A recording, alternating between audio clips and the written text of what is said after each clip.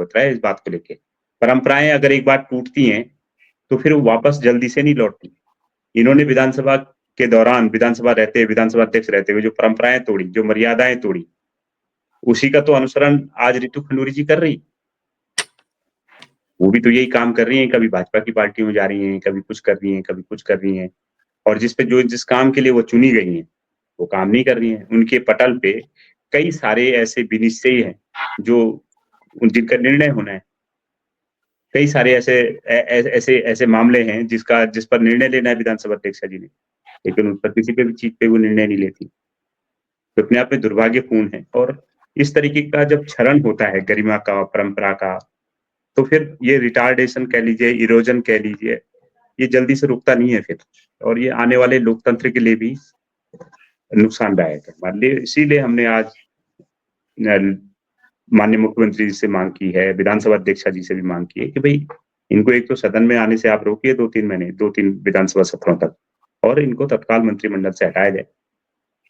तभी जाके मुझे लगता है कि कहीं ना कहीं एक क्षतिपूर्ति करने का एक मैसेज जाएगा कि हाँ वाकई सरकार सीरियस है। और अगर न विधानसभा अध्यक्ष ऐसा कुछ करती है, न माननीय मुख्यमंत्री जी ऐसा कुछ करते हैं, और जिस तरीके से आज किसी विधायक गण ने भी सवाल नहीं उठाया, तो कोई आश्चर्य नहीं कि कल इनके बयान पे भी, कल के दिन कोई लीपापोती वाला बयान किसी और की ओर से सामने आ जाएगा कि इनके कहने का आशय वो नहीं था, इनके बयान को तोड़ मरोड़ के पेश किया गया। वो तो भला हो कि जो अब लाइव कार्रवाई दिखाई जाती है विधानसभा की, अगर वो नहीं होता तो शायद पता भी नहीं चलता कई लोगों को कि इन्होंने जो है माननीय मंत्री जी ने इस तरीके की बातें जो है पर्वतीय समाज के प्रति अपनी नफरत को दर्शाते हुए कही है। इसलिए हमारी तो रिक्वेस्ट है आपके चैनल के माध्यम से भी कि इनके जो नए पुराने सारे मामले हैं उस पर चर्चा होनी चाहिए। जो इनका विधानसभा आचार संहिता के दौरान जो इनके विधानसभा क्षेत्र में इनके द्वारा चेक बांटे जाने का मामला है, आखिर क्या कारण है कि उसके लिए 2 लोगों को जनहित याचिका लगानी पड़ी? क्यों नहीं तत्कालीन सरकार ने, तत्कालीन चुनाव आयोग ने इस पे कार्रवाई की? अगर तभी कार्रवाई कर लेते तो मुझे नहीं लगता था कि आज ये इतना मनभड़ होकर के जो है आज ये इस तरीके की बयानबाजी करते। जी। चलिए, हमारे साथ एक और मेहमान जुड़े हैं। अब परिचय क्या दूं मैं आपका? साले पहाड़ के लोग, अब आपकी बारी, आप बोलो। देखिए राजीव जी, आप भी अपने धरती पुत्र की भूमिका निभा रहे हो, जिस पर अन्य पार्टियों के, अन्य चैनलों को दिखाना चाहिए था। दुख के साथ कह रहा हूं, कोई दिखा नहीं पा रहा है, मगर आप जैसे लोग हो जो उत्तराखंड के दर्द को जनता के बीच में ला रहे हो, और भारतीय जनता पार्टी का ये नंगा चेहरा आप दिखा रहे हो। ये वो प्रेमचंद अग्रवाल हैं, जब ये सत्ता में बैठे तो इन्होंने सत्ता का दुरुपयोग किया। ये वो प्रेमचंद अग्रवाल हैं जिन्हें उत्तराखंड की महान जनता ने ऋषिकेश में सहर्ष स्वीकारा। ना इनको कभी मैदान का समझा, ना कभी पहाड़वाद किया। और ये धूर्त निर्लज्ज बेईमान आज पहाड़ियों को फिर गाली दे रहा है, और वो भी लोकतंत्र के मंदिर में। इसकी हरामखोरी का जो मुख्य कारण है, क्योंकि इसके ऊपर जो है रामलाल का हाथ है, भाजपा के आरएसएस के कोई बड़े नेता है। दूसरी बात, जो आदमी विधानसभा में भ्रष्टाचार कर रिश्तेदारों को नौकरी लगा दे, मुख्यमंत्री इस पे कार्रवाई ना करे, तो इसका दुस्साहस तो होना स्वाभाविक है। जो पहाड़ियों को सरेआम सड़कों पे पीटे, अभद्र गालियां बके मां बहन की, उसके बाद इसको पद से बाहर ना निकाला जाए तो ये दुस्साहस तो इसका बढ़ेगा। जो व्यक्ति नगर निगम के चुनाव में पासवान के समर्थन में इन अपने कार्यकर्ताओं को ये कहे पहाड़ियों को गाली दो, जो चुनाव गणना के टाइम पर ये कहे कि मजबूती से खड़े रहना, पीछे मैं खड़ा हूं, डरना मत, यानी कि वोट को प्रभावित करने के लिए चाहे बूथ को डिस्टर्ब करना पड़े कर दो, पीछे प्रेमचंद अग्रवाल है। इसके पीछे अगर सच्चाई में जाओगे तो जमीनी हकीकत यह है कि यह महाधूर्त बेईमान, भूमाफिया और मानसिक विकृत भारतीय जनता पार्टी का नेता सदन में बैठने लायक नहीं है। और मैं इससे बड़ी बात बोल रहा हूं, अगर धामी उत्तराखंड का नेता होता अभी तक इसको पद से मुक्त कर चुका होता। मगर दुख की बात है, धामी भी दिल्ली वालों के चरणों से बना हुआ है, नागपुरियों के दबाव में बना हुआ है। इसीलिए प्रेमचंद अग्रवाल सरेआम अपराध पे अपराध करते जा रहा है, इस पे कोई कार्रवाई नहीं हो रही। और जितने भारतीय जनता पार्टी के समर्थक हैं, ये गालियां उनके मुंह पर भी पड़ी हैं। जितने भाजपा के नेता हैं, मां बहन उनकी भी हैं। और ऐसे बेईमान को यदि भाजपा पोषित कर रही है तो ये भारतीय जनता पार्टी का असली चेहरा है। ये चेहरे बदलकर भेड़िए उत्तराखंड को लूट रहे हैं। अभी तो देखते रहिएगा, कभी ना कभी तो आएगा हमारा समय। इसने जितनी संपत्ति जोड़ी है, अगर इसको कच्चे में ऋषिकेश से ना भगाया तो काहे के नेता हम। जनता की ताकत जिस दिन हाथ में आ गई, क्योंकि ये अकूत संपत्ति का मालिक है, ये और मदन कौशिक, ये नजरों में है, बचेंगे नहीं। और जिस तरीके से आज इसने विधानसभा में सरेआम पहाड़ियों को गाली दी है, ये बताने के लिए काफी है कि निर्लज्ज ये अपनी हदें पार कर चुका है। अगर ये मेरे सामने खड़ा होता, इसके गाल पे चांटा जवाब दबा चुका होता मैं अभी तक। ये इतना बेशरम हो गया, इसको मुझे लगता है कि ये सोच रहा है पहाड़ी इसको कुछ कह नहीं सकते। इसकी हरामखोरी से उत्तराखंड जो है आज आग बबूला हो रखा है। कल हमने इसका पुतला दहन करना है, मुख्यमंत्री को ज्ञापन देना है, इसे पदमुक्त कीजिए, इसके ऊपर एफआईआर दर्ज की बात करेंगे। और उसके बाद भी नहीं हुआ तो लोकतंत्र में बहुत से तरीके होते हैं, इसको दिखा दिया जाएगा कि अगर जनता के साथ में अगर इस तरीके का अभद्र व्यवहार करेगा तो उसका खामियाजा भी तुझे भुगतना पड़ेगा, जनता छोड़ेगी नहीं। राजीव जी, कितना पहाड़ के भोले लोगों को आज ये परीक्षा लेगा भाई। तुमने सुरेंद्र को मारा, तुझे जनता ने माफ कर दिया। तूने सरेआम पहाड़ियों को ललकारा, माफ कर दिया। अब तुम सदन में भी बदतमीजी कर रही हो। और दूसरा, उससे बड़ी बात यह है, विधानसभा अध्यक्षा इसका पक्ष ले रही है, उत्तराखंडियत की बात कर रही है। तुम्हें नहीं दिख रहा कि तुम्हारा मंत्री जो है सदन में बदतमीजी पे उतर आया? ये चेहरा है भाजपा का। और अभी तो आप देख लीजिए राजीव जी, अभी तो भू कानून ने एक और रास्ता खोल दिया पहाड़ियों को कमजोर करने का। हरिद्वार और उधम सिंह नगर को जो है भू कानून से दूर कर दिया और धारा 2 यहां लागू कर दी कि शहरों में जो जितनी जमीन खरीद सकता हो। कहने का मतलब है भूमाफिया 5 बीघा जमीन खरीदेगा रायपुर में, और खरीदेगा नहीं, जमीन के मालिक को देगा और 250 गज की रजिस्ट्रियां कराएगा सहारनपुर मेरठ वालों की। और जिस दिन हम अल्पसंख्यक हो जाएंगे, मुख्यमंत्री यादव होगा। अभी तो ऋषिकेश में पासवान बना मेयर, जिस दिन मुख्यमंत्री होगा राजीव जी, आपका और हमारा चलना दूभर हो जाएगा। ये स्थितियां, इसके संकेत मिलने लगे हैं। जिस तरीके से प्रेमचंद अग्रवाल सरेआम गालियां बक रहा है पहाड़ियों को, और किस कदर भाजपा के नेता बुजदिल और बेईमान हो चुके हैं, एक भी प्रतिकार करने को तैयार नहीं है।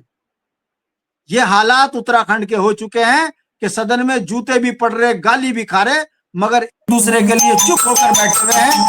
ये भाजपा का असली चेहरा है, ये स्वीकार्य नहीं हो सकता। प्रेमचंद अग्रवाल ने जो अभद्रता की है, इसको इसी के हिसाब से जवाब दिया जाएगा। मैं फिर कह रहा हूं कि ऐसे बदतमीज हराम किस्म के व्यक्ति को सदन में नहीं रहना चाहिए। इसने पूरे उत्तराखंड की बेइज्जती की है, इसने ऋषिकेश के तमाम मतदाताओं की बेइज्जती की है, इसने उत्तराखंडियत की बेइज्जती की है। ऐसे निर्लज्ज को यदि मुख्यमंत्री पद मुक्त नहीं करते तो माना जा सकता है कि यह चरित्र धामी का भी है, यही चरित्र भाजपा के विधायकों का भी है, यही चरित्र सरकार का भी है, और यह उत्तराखंड की जनता को कभी भी स्वीकार्य नहीं होगा। जी राजीव जी। उत्तम सिंह गसवाल जी, आप बिल्कुल उसी क्षेत्र को बिलोंग करते हैं जिसका बाजार नरेंद्र नगर है। आप खासतौर पर उस पर्वतीय क्षेत्र में जिलाध्यक्ष की भूमिका में है, देवप्रयाग वाला जो और नरेंद्र नगर वाला हिस्सा है, और आपसे टच्ड है, नदीवार नदी पार का मामला है। प्रेमचंद अग्रवाल के बारे में तो कई लोग ये कहते हैं कि वो पिटाई भी करते हैं लोगों की, गालियां इससे पहले भी हुई है। मेयर का जो चुनाव हुआ उसमें बहुत सारी शिकायतें और वो तो हमें इतने दूर रह के जो हमें खबरों के जरिए जानकारी मिलती है या जिसका जिक्र वो कर रहे हैं, कोई चीज वीडियो में रिकॉर्ड हो गई तो बाहर आ गई। आप तो बहुत अच्छे से जानते होंगे कितने महान नहीं है। उत्तम जी।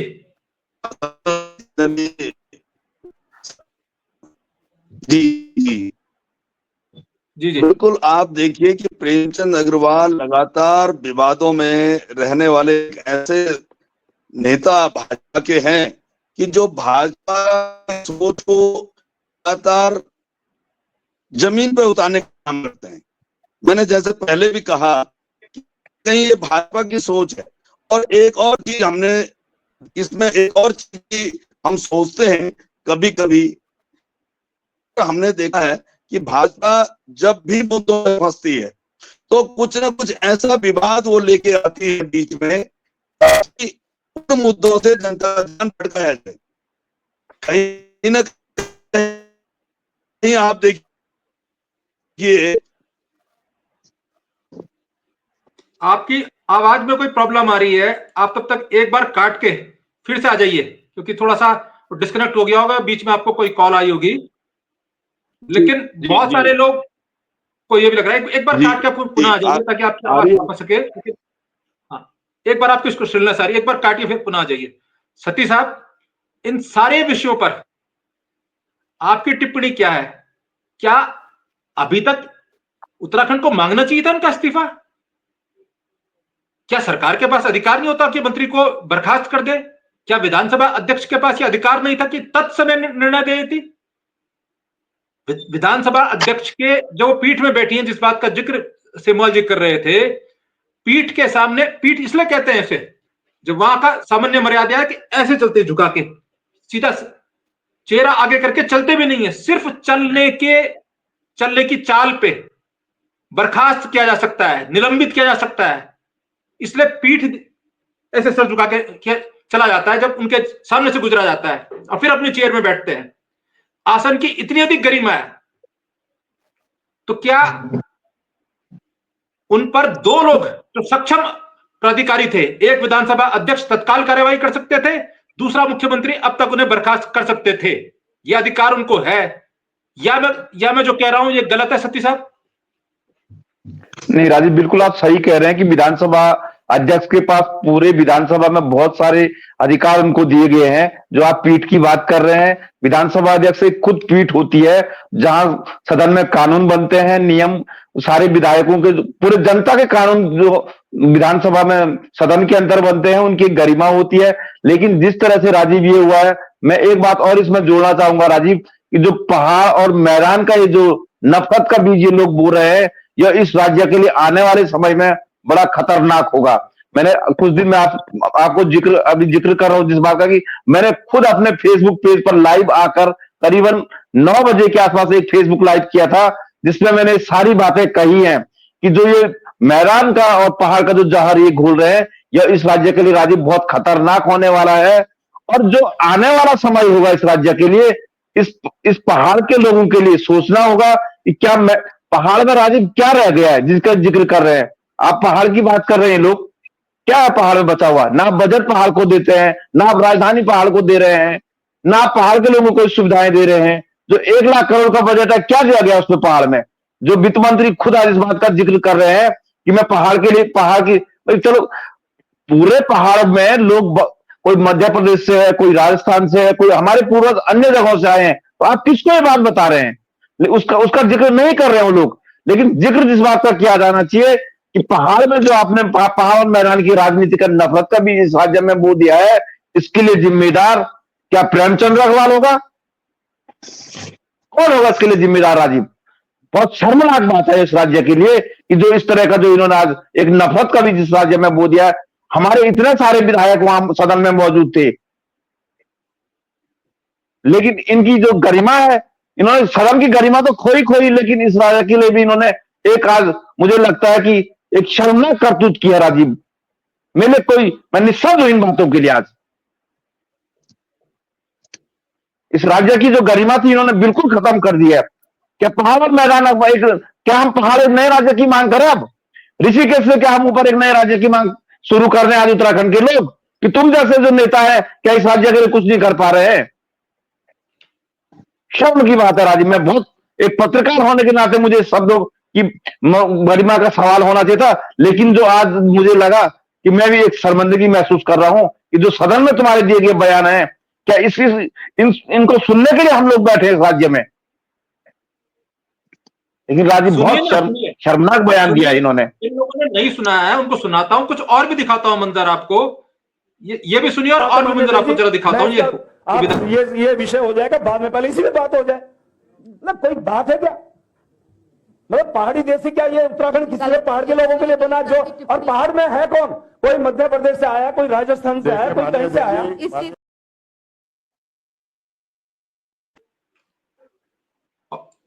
और भी मंजर देखिए।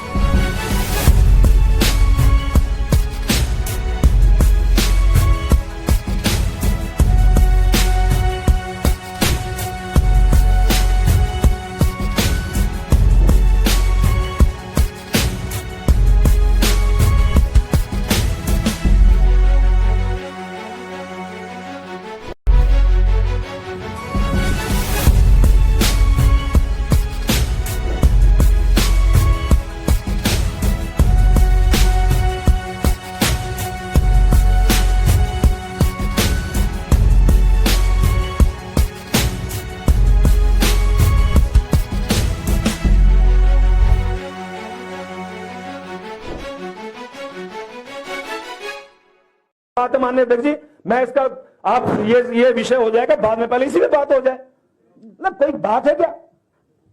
मतलब पहाड़ी देश से क्या ये उत्तराखंड किसी ने पहाड़ के लोगों के लिए बना? जो और पहाड़ में है कौन? कोई मध्य प्रदेश से आया, कोई राजस्थान से आया, कोई कहीं से आया।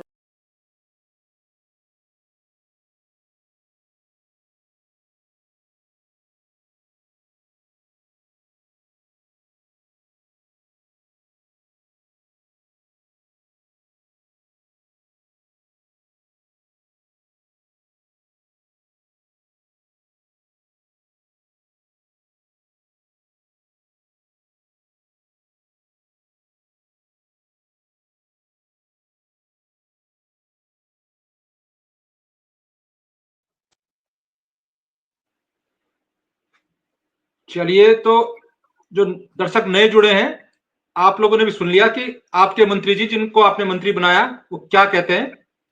साले पहाड़ के लोग, क्या ये राज्य पहाड़ के लिए बनाया है? अरे शांति प्रसाद भट्ट जी, आप लोगों ने 42 शहादतें दी, महिलाओं की आबरू गई, 3 दशकों तक आंदोलन किया, स्कूल बंद रहे, कॉलेज बंद रहे, दुकानें बंद रही, घर घर गांव गांव नारे लगे। इसलिए क्या पहाड़ के लोगों ने बनाया था ये उत्तराखंड? पहाड़ के लोगों के लिए बनाया था अपने उत्तराखंड, या प्रेमचंद अग्रवाल के लिए बनाया था?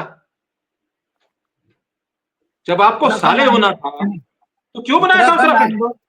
उत्तराखंड आंदोलन में ये राज्य विरोधी थे, तब भी गालियां बकते थे पहाड़ियों को कि पहाड़ियों को खाने को कुछ नहीं है, उत्तराखंड मांग रहे, ये खाएंगे क्या अगर बन गया तो, और हमारे रहते बना के दिखवा लो, यही कहा करते थे। और आज दुर्भाग्य देखिए, मैं तो अपनी जनता को भी कहूंगा कि आपने उत्तराखंड के मूल को जिस तरीके से दरकिनार किया है, कारण सिर्फ एक ही तो है कि हम पे झूठ नहीं है, फरेब नहीं है, आर्थिक रूप से कमजोर हैं, कर्मचारियों के बीच के हैं, गरीब किसान के बच्चे हैं, इसीलिए तो हम चुनाव नहीं जीत पा रहे। नहीं तो ऐसा प्रेमचंद अग्रवाल में कौन से सुरखाब के पर लगे हुए जो ये बार बार चुनाव जीत रहा? पता नहीं क्या, जब ये विधानसभा में रहा तो विधानसभा पद की गरिमा इसने जो है कैसे तार तार करी, कैसे उस पैसे का दुरुपयोग करके वोट खरीदे, पता नहीं है लोकतंत्र में। क्या उत्तराखंड की जनता देख नहीं रही है? पासवान कैसे जीता, क्या जनता देख नहीं रही है कि कैसे रात के अंधेरे में जो है वोटिंग रोक दी गई? और उसके बावजूद भी अगर भाजपा के अनुयायियों की आंख नहीं खुल रही, तो माँ बहन की गालियों के बाद भी आंख नहीं खुलेगी, तो आप क्या कहोगे? हमने राज्य शहादत के बाद लिया, लड़े हमने समझौते नहीं करे, और आज हम उसका खामियाजा भुगत रहे हैं कि इस राज्य के लिए सच्चे धरती पुत्र की भूमिका निभाते हुए हर संघर्ष में मुद्दों पे लड़ रहे हैं। हमारी किस्मत में जेल और इनकी किस्मत में जो है लूट। ये दुस्साहस इसीलिए है कि इनको पता है कि हम पर्वतीय मूल के लोगों को लालच देंगे, पर्वतीय लोगों को देश के नाम पर भटकाएंगे और वो भटके में हमको वोट दे देंगे और उसके बाद तो लूटना हम ही ने। इसका बेटा भूमाफिया, इसके पास अकूत संपत्ति, ये ईडी पीडी कहां मर गई, उनको नहीं दिख रहा है इसके पास पैसा कहां से आया। ये कल तक तो यहाँ दाल चने बेच रहा था, अचानक इसके पास इतनी अकूत संपत्ति और ये उत्तराखंड का मालिक हो गया। अब इसका ये दुस्साहस भी हो गया, सरेआम गालियां भी बक रहा है।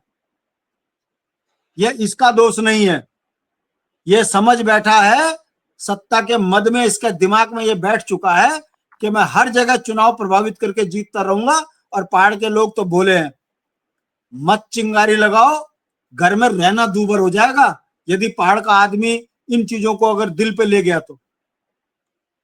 मगर क्या करें, 25 साल से लूट कर पिट कर भी पहाड़ का आदमी नहीं समझ पा रहा है कि ये राष्ट्र के नाम पर ठग सत्ता में बैठा दिए, ये राजनीतिक बेईमान सत्ता में बैठा दिए, ये उसी का परिणाम है। अरे उत्तराखंड का तो ये चरित्र नहीं था। कोई विधायक गोलियां लहरा रहा, कोई पूर्व विधायक गोलियां चला रहा, कोई पहाड़ियों को मां बहन की गाली दे रहा, कोई सड़कों पे पीट रहा, कोई जमीनें छीन रहा। अरे एक नरेश बौठियाल है, तपोवन में उसकी करीबन 70-80 करोड़ की संपत्ति पे मंत्री कब्जा करके बैठा हुआ, उसके गुर्गे। और हालात ये है कि वो अपनी जमीन को बचाने के चक्कर में दरोगा की नौकरी छोड़ बैठा, बाप दादाओं की जमीन नहीं बचा पा रहा। और दरोगा जो है चिट्ठी पे चिट्ठी इधर की उधर, उधर की इधर कर रहा है, उसे न्याय नहीं मिल पा रहा। आज 5 साल हो गए। ये तो भूमाफिया बैठ गए सत्ता में, लुटेरे बैठ गए सत्ता में, चोर बैठ गए सत्ता में।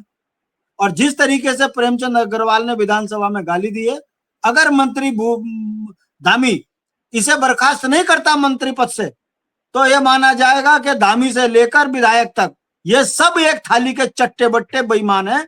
इन्होंने उत्तराखंड को अपनी बपोती समझ लिया। इन्हें लगता है कि हम ईवीएम के दम पर, पैसों के दम पर वोट लूट लेंगे और उत्तराखंड में आजीवन ऐसी राज करेंगे। सदा नहीं रहती जूतू तेरी जमादरी, जे दिन हमार आत्मा एजाली, ये तो नंगा नहीं कर दिया हमन, तो हमार भी नाम उत्तराखंडी नहीं। मगर दुर्भाग्य है कि लोकतंत्र में जनता बहुत बड़ी ताकत होती है, जनता का मत बहुत बड़ा होता है। जनता ने जिस दिन मत दे दिया तो ऐसे प्रेमचंद अग्रवालों को गुरुकुल नारसन से बाहर बिल्कुल कच्चे में भेजा जाएगा, क्योंकि ये लुटेरे हैं। उत्तराखंड को लूट खाया इन्होंने। और उत्तराखंड क्रांति दल का चरित्र तब दिखेगा लोगों को जब इन बेईमानों को बर्बाद कर दिया जाएगा। उत्तर प्रदेश में बुलडोजर चल रहा है तो उत्तराखंड के अंदर नैतिक चरित्र दिखाते हुए ऐसे बेईमानों को कच्चे में रखेंगे हम। तब जाकर जनता समझेगी कि लोकतंत्र में गरीब जनता के पैसों पे डाका डालने वाला उत्तराखंड के अंदर तो सुरक्षित नहीं रह सकता। कोई पूछने वाला नहीं है। इसने शिवपुरी इसने खरीद लिया, यमकेश्वर इसने खरीद लिया, देहरादून इसने खरीद लिया, रुड़की इसने खरीद लिया। कहां से आ रहा है इसके पास पैसा? इसके बाप के पास है इतना पैसा। मगर क्यों? क्योंकि उत्तराखंड की जनता ने इसको मत दिया हुआ है, भाजपा ने इसको मंत्री बना दिया और रामलाल का आशीर्वाद प्राप्त है, इसलिए जम के उत्तराखंड को गाली दे रहा है, लूट रहा है। धीरे धीरे जनता को समझ में आ रहा है। जिस तरीके से ऋषिकेश में पर्वतीय मूल का आदमी एक मत हुआ था, वो तो ठीक है, इन्होंने वोट कैसे लूट ली सब जानते हैं। अब जनता सड़कों पे उतरेगी और ऐसे बेईमानों को उखाड़ फेंकेगी। और जिस दिन इनकी सत्ता जाएगी, राजीव जी नोट कर लीजिएगा इस बात को, ये एक भी व्यक्ति का चरित्र ऐसा नहीं है कि ये बिना सत्ता के 10 दिन बाहर रह जाएं। ये सब जेल जाएंगे, विधानसभा भर्ती घोटाले में जेल जाएंगे, अकूत संपत्ति जोड़ने में जेल ये जाएंगे। इनका पूरा बुढ़ापा सुद्धोवाला में मिलेगा। वहीं के लायक ये हैं और धोखे से उत्तराखंड के जनप्रतिनिधि बने हैं। इनका असली चरित्र आज जनता ने देख लिया कि ये बेईमान ठग हैं और जिस तरीके से उत्तराखंड को ये कलंकित कर रहे हैं, पर्वतीय मूल के लोगों को अपमानित कर रहे हैं। ये एक नजीर बनी है कि भारतीय जनता पार्टी के अंदर कितने भ्रष्ट बेईमान लोग हैं। ये जिनका खाते हैं उन्हीं को गुर्राते हैं। अरे तुम्हें पहाड़ियों ने ऋषिकेश में पनाह दी और तुम उन्हीं पहाड़ियों को गाली दे रहे, उन्हीं पहाड़ियों के दम पे रोटी खाते हो, उन्हीं पहाड़ियों के दम पर तुम सत्ता में बैठे हो और उन्हीं पहाड़ियों को गाली दे रहे हो। अबे कितने अग्रवाल है ऋषिकेश में तेरे, तुझे शर्म नहीं आती पहाड़ियों को गाली देते हुए? ये मानसिक विकृत व्यक्ति है। इसके तो मुंह पे जितनी कालिक पोती जाए उतना कम है। अपने कर्मों से तो अपने मुंह पे कालिक पुतवा ही चुका है ये, मगर जिस तरीके से पहाड़ियों को अनशन बोल रहा है, इसके थू आती है इसकी शकल को देख के, इसके कुकृत्यों को देख के थूकने का मन करता है इसके चेहरे पर। शर्म नहीं आती इसको पहाड़ियों को गाली देते हुए। निर्लज कहीं का ऐसा मंत्री और धामी इसको सब संरक्षण कर रखा। इतना भी लाचार क्या है धामी, सत्ता आज है कल नहीं है। अगर तुम्हारा भी पहाड़ी चरित्र नहीं है तो इस समझ के बैठिए कि प्रेमचंद्र अग्रवाल से लेकर धामी तक ये सब एक थाली के चट्टे बट्टे हैं, उत्तराखंड को चूसने के लिए सत्ता में बैठे हैं। जनता इनको सबक सिखाएगी 27 में, ये मेरा विश्वास है। बहरहाल इसने सदन को कलंकित किया है, ये बर्खास्त होना चाहिए। यदि नहीं होता तो पूरी भारतीय जनता पार्टी के कार्यकर्ताओं के मुंह पर तमाचा है इसका चरित्र। अगर इसको अगर पूरे सदन को मार दिया। 70 विधायक वहां बैठे थे, मंत्री वहां बैठे हैं, विधानसभा अध्यक्ष, पीठ का क्या सम्मान रह गया उस पीठ का? पीठ तो उसको बचाने पे लगी हुई थी। ये पीठ का चरित्र नहीं होता। मुख्यमंत्री से बड़ा पद होता है विधानसभा अध्यक्ष, तुरंत कार्रवाई कर देनी चाहिए थी, मगर क्या करें सारे निलंबित कर सकती थी विधानसभा से। बिल्कुल बिल्कुल, मंत्री पद तो स्वतः चल जाता अगर निलंबित कर देती। ये दुर्भाग्य मांगने की जरूरत नहीं रहती। लेकिन उत्तम भाई, आपकी आवाज उस समय दिक्कत आ रही थी, आपने तो बहुत नजदीक से देखा है। क्या सचमुच हम लोग गलत तो नहीं करें? कोई बहुत सज्जन आदमी तो नहीं है ये प्रेमचंद्र अग्रवाल जी? जी उत्तम भाई।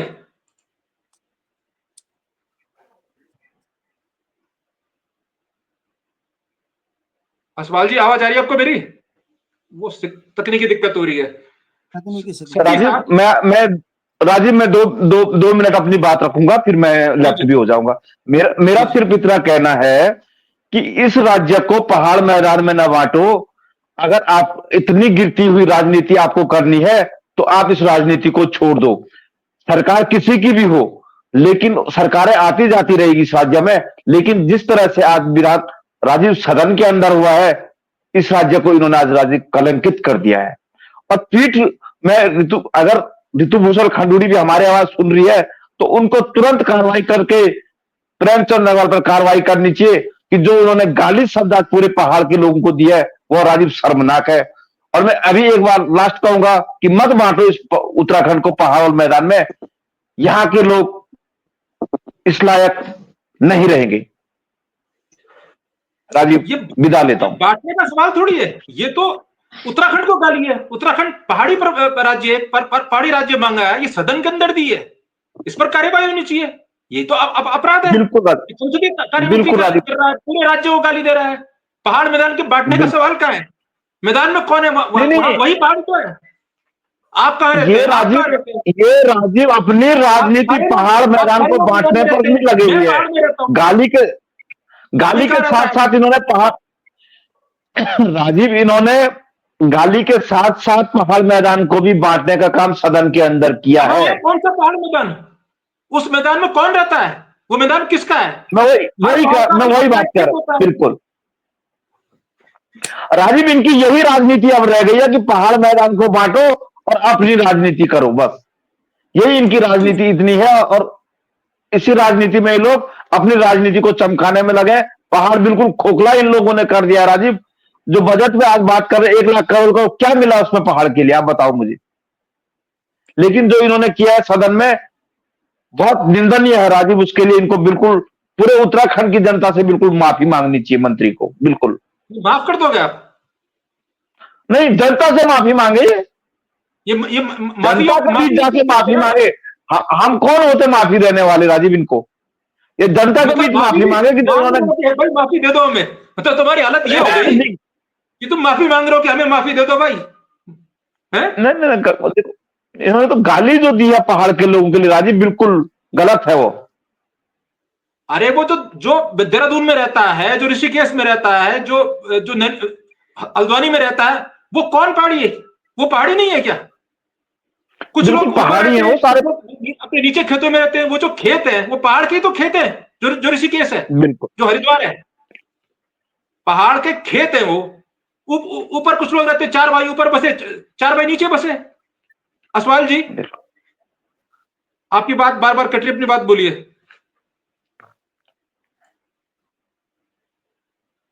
असवाल जी, मेरी आवाज मिल रही है आपको?